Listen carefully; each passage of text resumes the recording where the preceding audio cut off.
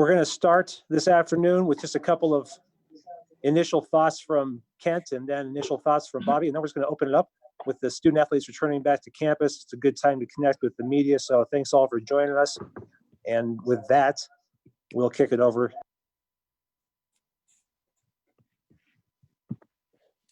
Okay. Well, thanks everybody. Appreciate you taking the time to be with us today, and we can answer some questions. Felt like this was just a good time to, excuse me, get back together and answer questions that you might have. I think first, I think I'd be remiss if I didn't comment a little bit on our society and what's going on right now. I think this has been a good exercise in reminding me as a leader of an athletic department that I need to spend a lot of time listening, and I need to educate myself on issues revolving around racism and how we treat each other, our Black community. We know that we're as diverse of a department as any there is on this campus, and that's what makes us strong. And I look forward to in the future using this as an opportunity to have some great discussions with our student athletes, with our coaches, and understanding more.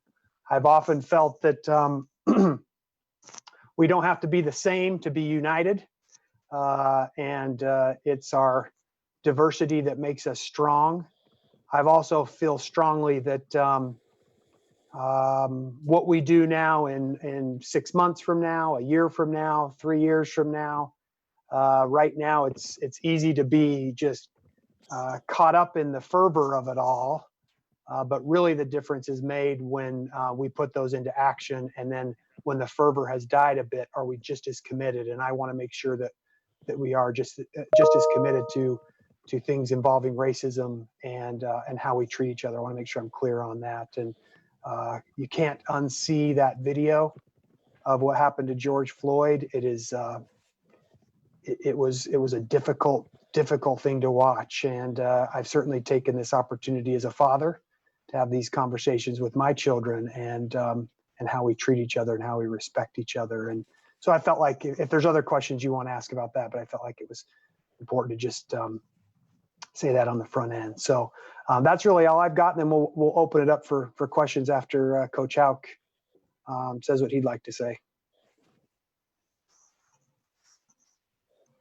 I'm glad our guys are back. Our number one priority since the beginning of the coronavirus stuff has been the well-being and health of our players, as well as the student athletes, as our families, our community. So it's possible to shut down good guys from a standpoint, but it's detrimental to their mental health. So I think it's really good that they're back. Is Bobby kind of freezing up for you folks too, or was that just okay? A little bit, yeah. Yeah, you're kind of freezing up a little bit. Okay, you want me to get my IT guy tapes on it, or? Is it working now? Yeah, just while you were talking there, it froze just a little bit, and I'm sure our print media can figure out kind of what you're saying, but maybe for those who need the video part of it, it might not work real well. But anyway, if it gets to be an issue, we can stop and connect you in a different way. So you all let us know if it's an issue. All right. Okay. All right, Eric, how do we want to handle this from a question standpoint? Feel free to raise your hands. I've got the participant list up on my phone here, and we'll get to you right away.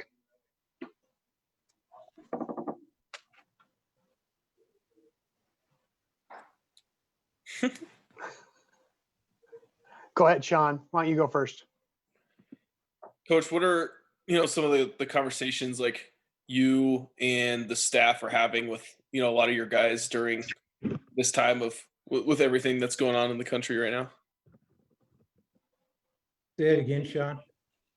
Are you guys having some like conversations like with you and and some of the the assistant coaches with a lot of the guys as far as just like what is going on right now as a country, and like just getting the pulse of the team and how everybody's feeling, things like that.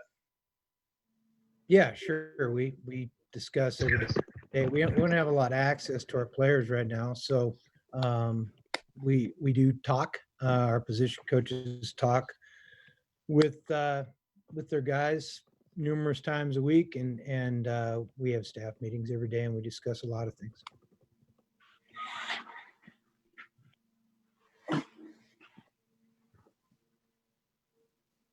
Jack, I think you got your hand up. Go ahead, Jack. Got to unmute yourself there. John did ask about it, but I do have another follow-up to that. Obviously on, I believe it was last Tuesday when everyone was posting on social media, not only were African-American people on the team obviously posting that, but their white teammates obviously following in support. Is there anything you saw, with your teammates connecting like that made you feel good or proud to be the head coach of the Montana Grizzlies, and how they responded to that? Or did you notice the response to that from your team? I don't do social media, so I didn't see anything.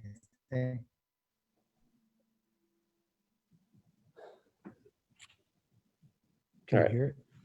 Guys, it sounds like Coach Houck's internet's cutting out on him, so I'm going to plug him into an Ethernet line here real quick. So if anybody's got a question for Kent, fire away.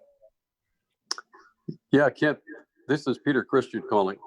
Let me just find a place where I'm not feeding back myself here. Referencing your letter from yesterday, would it be possible for you to just kind of take us through some of the steps that you and the administration are working toward in your conversations with the health department to, when the time comes in the fall, to actually have football at Washington Grizzly Stadium, what those steps might be? Yeah, so the letter yesterday, I just felt like we needed to get some communication out. It changes so dramatically and it changes so quickly, but I think it was important for us to let folks know that we're planning to play football in the fall, and we have to plan in that fashion. If not, we're gonna get caught when all of a sudden it's time to play football. And so really what we've done is we're part of a much larger campus group, and we rely on that campus group to stay in touch with the county health department. We know we're in phase 2 right now. And so what our plan is to develop a plan and then go back to the county health officials, engage that at the state level. Really, we've got to be in concert with Montana State as well, so that we make sure that we're doing things similarly. Really what I tried to break down is we're going to look at things in sections. So certainly you've got pregame and tailgating, that and how we get fans by foot and by mass transit and by parking and by cars here onto campus, how we manage that. Then then the entrance into the stadium, we know that anytime we can keep groups together, that's going to make things much better, much way to contain things. And then the game environment itself, while the game is going from kick to the end, and how that looks, access to restrooms, access to concessions, those are all things we're considering. And then the mingling of sections and how people stay together, how we create traffic flows around the stadium, and all those that go into just when we're doing the game days, access into the suites, what we do in the press box. I would imagine that all of you need to get prepared to wear masks, and how that will work inside of that contained area there. Then the exit out and how we get folks out. I would imagine that the gathering on the football field after the game will not be happening. That's just a guess in my mind, but I'm imagining that will not be happening. And so the idea is to keep groups together as much as possible, clean as we can. And then ultimately it's the decision of those fans whether or not they want to attend. We'll lay out what our mitigation plans are. And then I think there's going to have to be some decision making on their part as to, do I feel comfortable coming to a game and being a part of this? So that's really where we're at, Peter. But all those still need to be communicated back and in concert with our reopening of the campus this fall. What about the players? Obviously, there are going to be 22 individuals on the field playing football, lots of contact there. So I'm sure the NCAA has given you some guidance and you have communicated with them as to the safety of all the players. Yeah, and we're going to have to incorporate some testing. We're going to have to incorporate monitoring of their symptoms. We certainly have faced outbreaks of other viral diseases among teams because they travel together, they're close together. The flu can go pretty quickly through a football team. The flu can go very quickly through a soccer team. And so making sure that we're testing and we're protecting. The other thing we've got to take into consideration too are teams that are coming in from other places in California or Oregon, or we've got a team coming from Kentucky, Washington, Utah, and how they travel in and what they bring as well. So those are all part of that, part of a plan, and making sure that we keep people as healthy as possible and make sure that we're focused on those things that are really, really the most important. Thank you.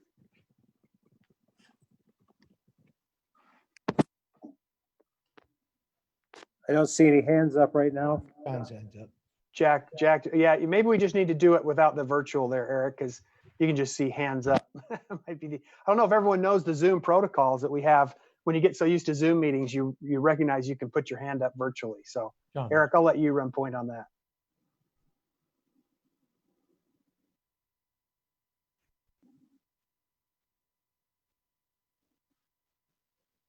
Sean, go ahead. Kent, where are you at with as far as talking to some of the other schools like Cal Poly coming and where things kind of stand schedule wise and how confident you are with being able to play everyone that's on the schedule based on different state regulations? Well, I've reached out to all 3 athletic directors from our non-conference schedule, and they've all confirmed that their plans are to come, that their plans to be here and play the games as scheduled. In our Big Sky Conference, we meet twice a week as athletic directors. I'm on the football committee that meets weekly. We have those discussions. Right now, we have to plan that they're coming to play.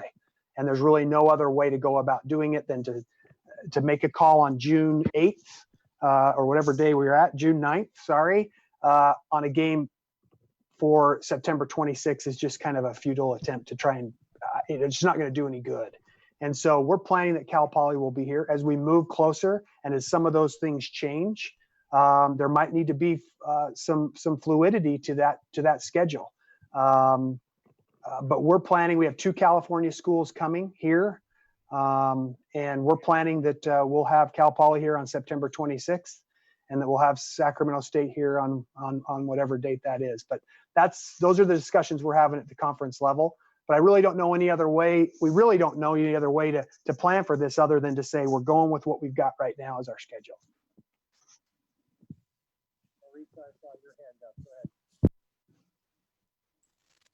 Did you see me? Okay, sorry. Yeah, it took a few minutes to let us in the meeting, so I apologize if I'm being redundant or if you already said this, Kent. But I'm wondering about season ticket holders, and I've heard that. Did you already cover that? Okay, so I've heard that there have been some plans or talks in the works about limited capacity, and I'm wondering if you can elaborate on that, on where season ticket holders stand and what their options are going to be, because I know that that deadline was extended to July 1st, I believe. Yeah, so we have not had any conversations on exact capacity limits. I know there are a number out there that are floating around at different schools are doing. Some are planning full capacity. Right now, we're planning to have full capacity. Now, that's again on June 9th.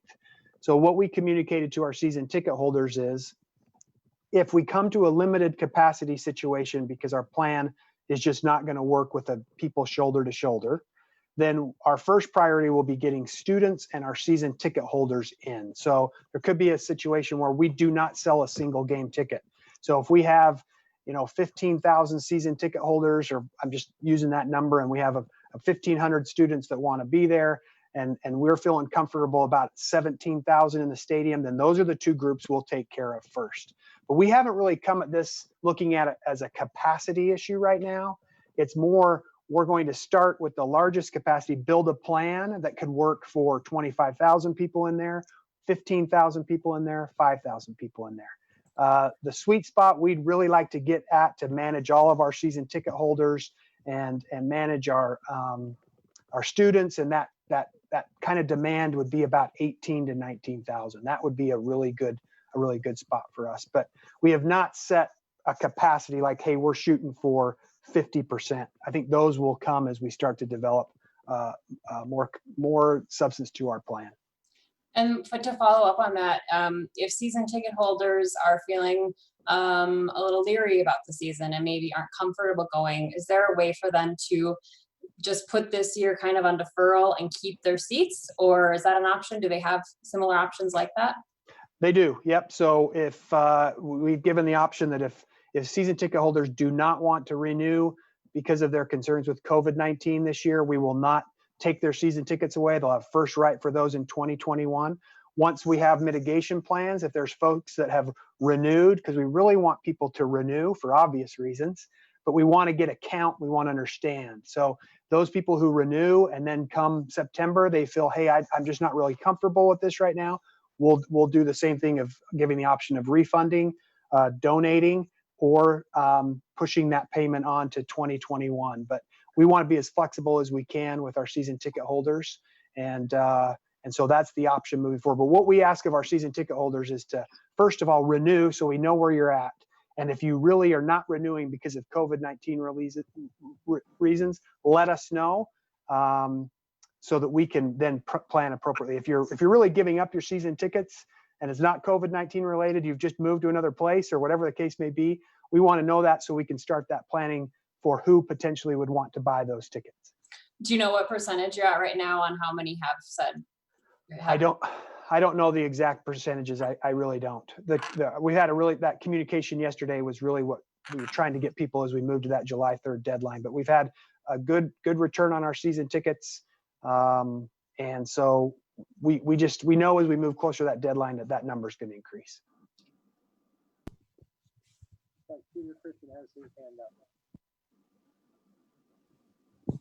I don't know how well they can hear you, Eric, but so Peter, do you want to ask your question? And then I know Frank's had his hand up. Jack's got his hand up. I don't know who PC phone is. That's me. Oh, Peter Christian. Yeah. There you go. Yeah. Hey, personal computer. One last question, and I'll stop asking questions. How vital is the success of the Grizzly football program to the overall sports package at the University of Montana? I know it's the foundation, the building block. If things go well with football, it tends to go well with the rest of the sports. So how important is it to get this right? Well, I've got our football coach on the call, so I'm not going to tell him that he's unimportant, right? Because he'll just click off and leave the meeting. But look, it's no secret. It's no secret. Coach Houck knows this. Everyone, I think, knows this. We rely on football ticket revenue more than any of our conference or national peers. Just the fact of the matter. And we rely on football ticket revenue more than some of our Mountain West Conference colleagues as well. And so there's no doubt that we need to do this, and we need to get our football ticket revenue. It drives what we do here on our campus and in our department. However, we don't want to do that in a reckless way. We've started cost reductions. We've started to forecast what things would look like if we had a 1 year where we needed to have some help from outside sources and potentially how we'd manage that revenue loss. But no, I can't shy away and say that we don't play football. It's no big deal. We want to play football because we want to play football. We want to play volleyball. We want to play soccer. We want to run cross country because that's what we do in athletics. We compete and we have student athletes succeed. But certainly competing and having robust, full stadiums is important for us financially as well. I can't shy away from that. Frank, you had your hand up. Yeah. So you guys set up all those logistics of returning the football players to the Champion Center, and I guess a weekend now. How would you evaluate how the return of those players has gone so far? And that was for me, Frank. Did you? Yes. Did you? Okay. So far, so good. I can tell you it's great to see student athletes. Oh my goodness. Boy, I'll tell you what, I'll never take for granted that interaction with student athletes and how valuable that is to why we are in, why we're in this business. But so far it's gone very well. Our strength and conditioning staff and our trainers have worked hard. It's been an education process, no doubt, for everybody involved. Getting your temperature checked, keeping your mask on, disinfecting, staying apart. I think it's a matter of being diligent in what we're doing. But so far, it's gone well. We have a good group in, and now we need to start that process of reintroducing some other sports in. We've got other student athletes that really are anxious to get back and going. Soccer and volleyball and basketball will start to come back onto campus in the beginning of July. But so far, it's gone really well. But we know that we're going to have a positive test. It's inevitable. And then how we manage that, how we isolate, how we contact trace, how we treat that is going to be the next test for us. There's no doubt. Just like anywhere else in society. So you guys haven't had anyone test positive so far yet? We have not. No, not yet. So, but I'm not naive to think that that's not gonna happen. And for Bobby, along those same lines, how would you assess the state the players came back in, and what do you think of what the team's been able to accomplish so far being back in the Champion Center? Well, it's truly a family. So when we were without being around each other for 2 months, it was fun getting them back. And we love our guys. They love us and each other. And it was great to have everybody here. And it is great to have everybody here. In terms of the physical conditioning, that's a broad spectrum. Some of them had some of them had access to work out, some of them didn't. So some of them are very deconditioned and they've deteriorated physically. So I think from a mental health standpoint, it was imperative to get them back. And I've seen a lot of growth in terms of, just that the happiness factor and the being in a good place mentally for our players since they've been back.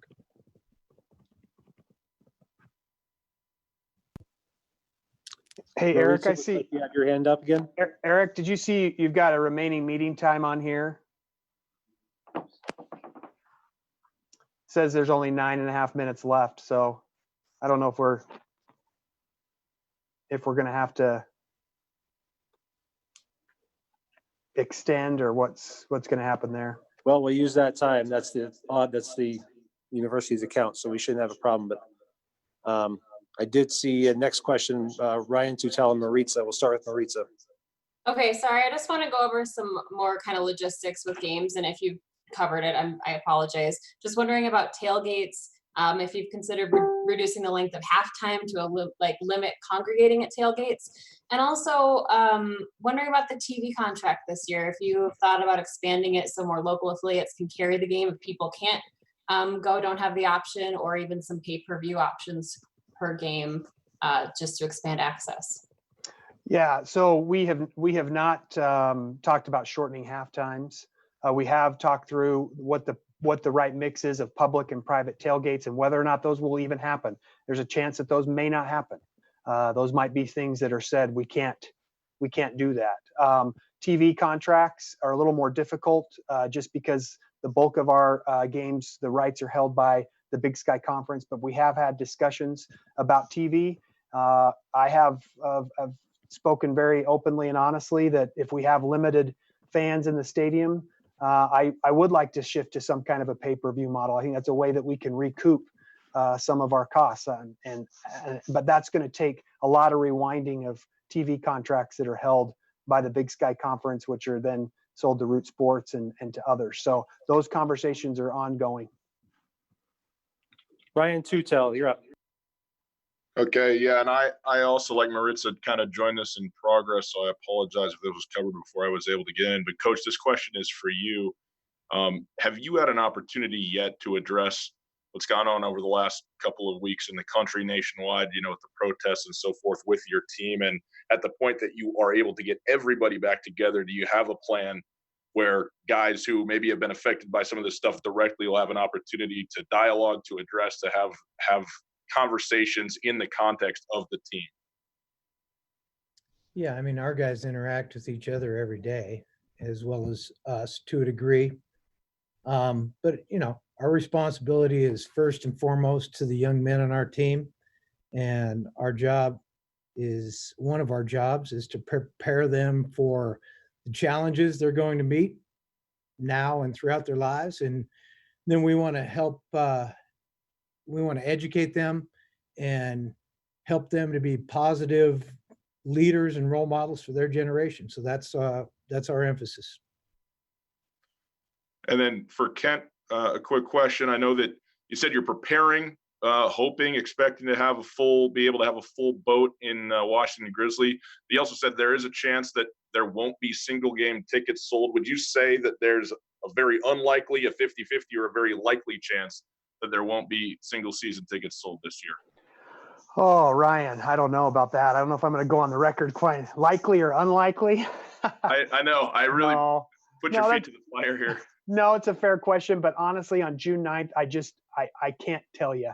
We're preparing, like I mentioned, for a full stadium, and I think it's easier to dial that back then, knowing that season ticket holders will be taken care of first, and then if we can't have a crowd that's larger than that, then we won't sell we won't sell single game tickets. So honestly, at this point right now, I can't give you a definitive likely or unlikely. We've got a plan that it's likely, because it's going to be easier to reduce that number than to suddenly try and ramp that number back up. Thank you. You're very welcome. Jack Ginsburg, question for you. Ken, this is for you. As you see, you said it's inevitable to think that there might not be a positive case on the football team or, other program like that. When you see Arkansas State, Alabama, and Auburn today, have you been able to, is there a chance that you can contact them and talk to them about, it seems pretty straight up what the protocol would be after that, but is there any talk with the NCAA or Big Sky commissioners on how to handle it once you see a positive case, essentially? No, I mean, I don't think I've seen a time in college athletics where there's been more cross sharing of information, because every one of us are plowing for a brand new field. We've never done this before. So there is a lot of cross sharing. There's no doubt about it. So sharing and talking about those things, absolutely. The NCAA and the Big Sky Conference have really left it up to the individual institutions, which is probably the best approach, because each county is different. Each state is different. We're in a very different state than Arkansas. We're in a very different state than California, and how we manage things. But I think the protocol is pretty straightforward on what we'll do, just because of CDC guidelines and county health guidelines, where to be isolate, contact trace, and that type of thing. So there's really been no mandatory directives when it comes from the NCAA or the Big Sky. We're really, I think, developing those as we go as well. And then I had another question. Just obviously, ticket sales are huge. Individual ticket sales are massive. I believe it was something 5 to 6 million, maybe, when I talked to Ryan.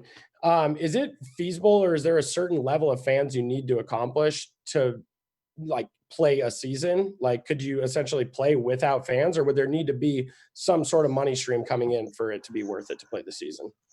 Yeah, we want to play. I mean, let's just put it that way. Now, playing without fans, it doesn't take a really brilliant business person to recognize, if you play without fans, you've got all the expenses with no revenue, or very little revenue. Now, if you can pivot to a full pay-per-view, that's a little different story. But like I mentioned before, I think for us, a real sweet spot is to get to 18,000, just because that helps us accommodate season ticket holders and not having to displace them, and then who gets in, who doesn't get in, students, those type of things. That's the number that's a good number from just a logistics standpoint, that we're shooting for. But we want to play in front of as many fans as we possibly can, but we want to do it in a responsible way and make sure we're not just doing it at all costs.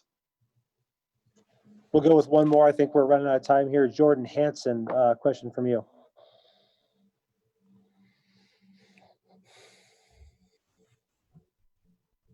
Sorry, I had to unmute there for a second. Kent, this question more deals with your experience and longevity as a college administrator, but I don't know if you've seen what's been happening at the University of Iowa, but they're having a massive racial reckoning right now with a variety of former football players and other players in other sports alleging racism in the strength and conditioning program and football program.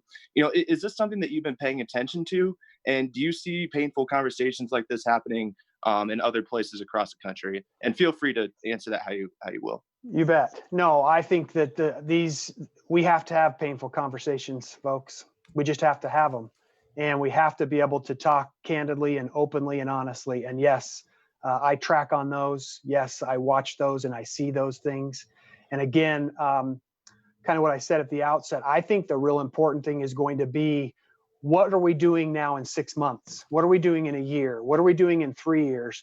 When the fervor has settled a little bit, we need to be just as diligent, right? We're all really diligent on January 1st with our New Year's goals, right? But are we just as diligent in February? Are we just as diligent in June? That's where we've got to be diligent, is we've got to continue to do that. I've got to understand and and learn and make sure that I am facilitating those conversations. But we have outstanding head coaches. I mean, just outstanding head coaches that are engaged and are concerned. And I believe we're a model for how we can come together. I believe that so strongly. Sports is not perfect. I get that, but sports offers such a great glimpse into this team and this unity. Like I said, we don't have to be the same to be one. We don't have to be the same to be together. And I think that's modeled so well in athletics. But no, Jordan, you're right. Those of us in leadership positions have got to make sure that we listen and we do our best to understand, and we do what we can to unite. Thank you.